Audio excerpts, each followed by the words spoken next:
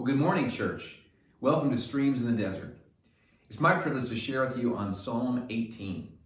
Psalm 18 is one of the longer psalms in this particular book of the Psalter. It has a lot in it. There's no way that we're going to cover all of it in a few minutes here. But I want to begin by just noting the timing of this psalm's writing. It says at the very beginning here, to the choir master, a psalm of David, the servant of the Lord, who addressed the words of this psalm to the Lord on the day when the Lord rescued him from the hand of all his enemies and from the hand of Saul. He said, in verse 1 is, I love you, Lord, O Lord, my strength. The Lord is my rock and my deliverer, my fortress, my God, my rock, in whom I take refuge, my shield and the horn of my salvation, my stronghold. I call upon the Lord, who is worthy to be praised, and I am saved from my enemies. So the timing of this psalm, when it's written, is when David's delivered from the hand of Saul and from all of his enemies, where God has watched over his life, he has preserved his life, and he's now established him as king, as the one who was anointed by Samuel, and then went through this long period where that word, in a sense, was tested, where David chose to honor the man whom God had anointed as king, Saul. Even when Saul was pursuing David's life to try to kill him, David would not raise his hand, as he said, against the Lord's anointed. David demonstrating just amazing integrity through this whole journey.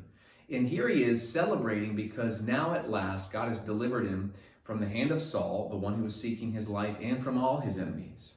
It's amazing to read through with that background and recognize this celebration that's happening. David saying, I cry out to the Lord.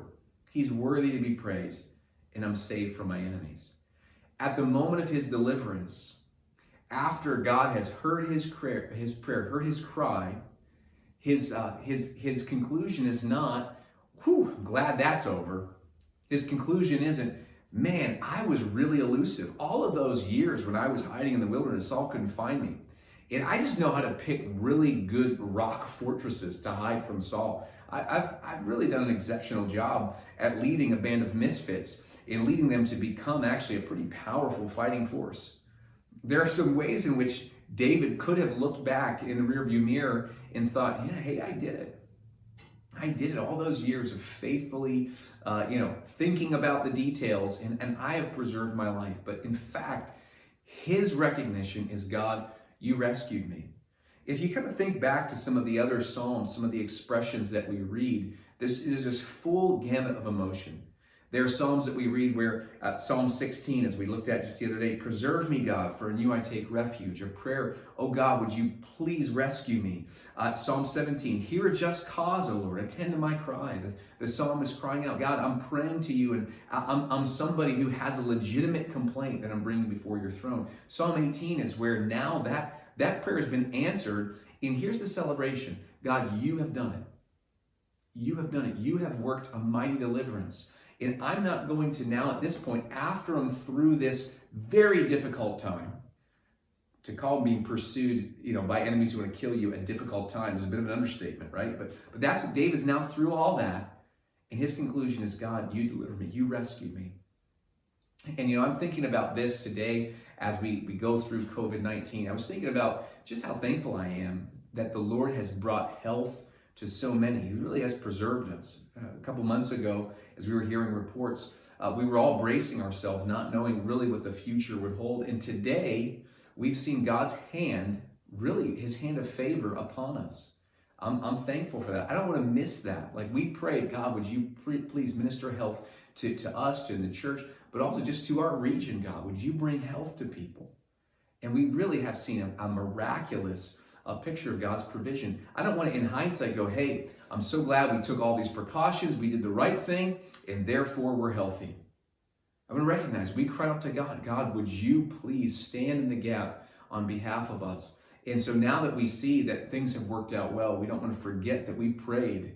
We asked God for his hand, and we want to give him thanks.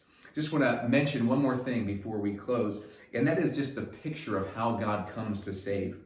There really is, from verse 7 through, verse 15 is a description of God riding in to do battle. And it's fantastic. I want to encourage you to go ahead and read that and think about the picture we have of the Lord, how powerful he is, how mighty he is. Contrast it with maybe some of your thoughts when you think about the Lord and his gentleness and his kindness and all those attributes which are important for us to think about. But think about the Lord as a warrior here. It's majestic.